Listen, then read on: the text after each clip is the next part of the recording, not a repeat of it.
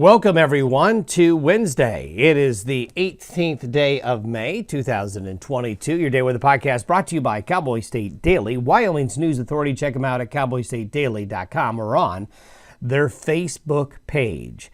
Well, folks, as we take a look at what's coming, we really don't have anything changing in terms of what we've been discussing this week in terms of this cold front. We have another warm day coming. There'll be a few thunderstorms, mainly in the southern areas, meaning Colorado, parts of Kansas, down into parts of the Midwest, but the northern areas will see probably just a warm, somewhat breezy day. Then the cold front will move in fast and furious Thursday. We're going to have high winds ahead of the front. They're going to be brief, thankfully, but we're going to have a lot of wind ahead of the front in central and southern Wyoming and parts of Colorado and Utah in particular as it moves through. So we got to be ready for that. Then rain, snow, and thunder will be developing with the front late Thursday, overnight Thursday into Friday. We're still looking at freezing temperatures in the northern areas tonight, Friday night and Saturday night for areas farther south. Gardeners, you're going to need to prepare. We're going below freezing in many areas, especially Friday and Saturday night. So if you have tender plants, you'll need to cover them up, bring them inside. Hate to say it. Now, it's going to be cool through the weekend with some showers. The temperatures are going to be well below average through the weekend, really not warming up until the middle of next week. So despite this little burst of warmth here this week, we're going to hit a stretch of some pretty cool weather for a while, and some mountain areas are going to see some significant snow, especially in Colorado.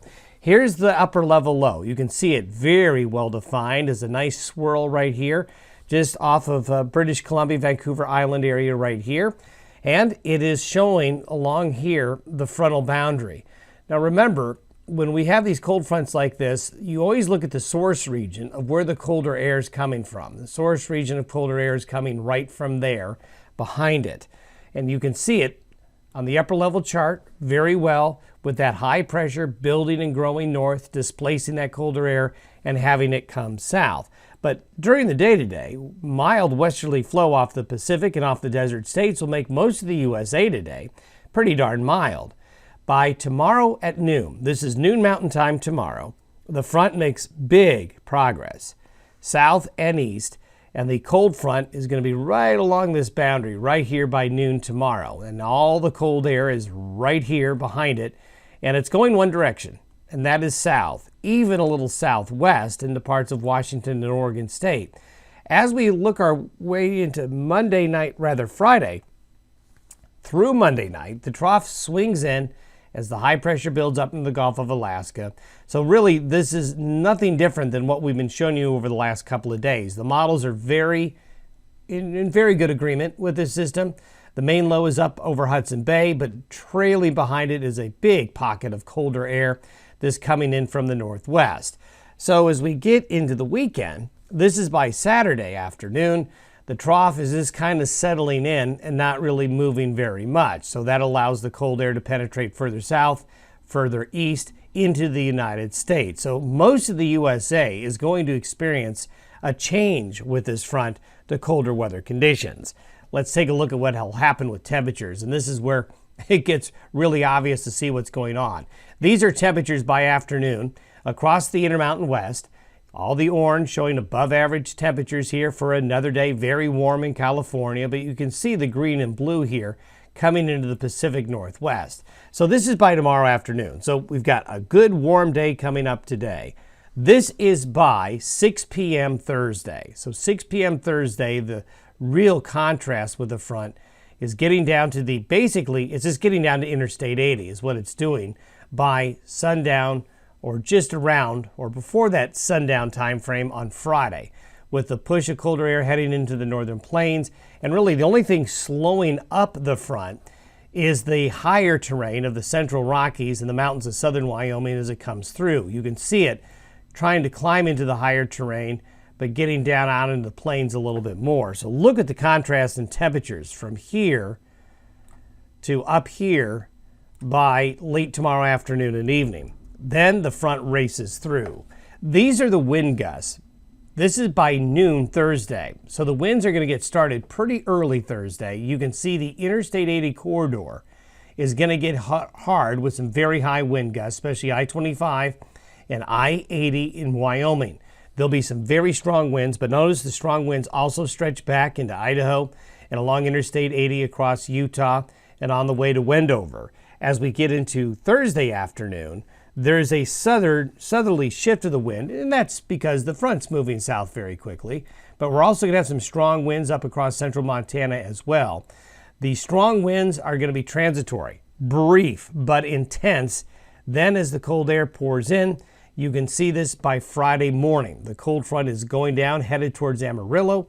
It is through all of the central and northern Rockies and moving through the northern plains and pushing along very, very quickly. And you can see the colder weather about ready to get into Las Vegas as well. By Friday afternoon, this is for 6 p.m. on Friday. You can see a big splotch of purple here across the central Rockies. The colder air continues to push east, and all of the northern plains, all of the west, really cooling off. This is what the precipitation map looks like with this storm system through Tuesday morning. And here's some really good news for Colorado. This is going to be a good rain and snow event for Colorado. Good in the sense it needs moisture badly. Many areas of eastern Colorado in particular.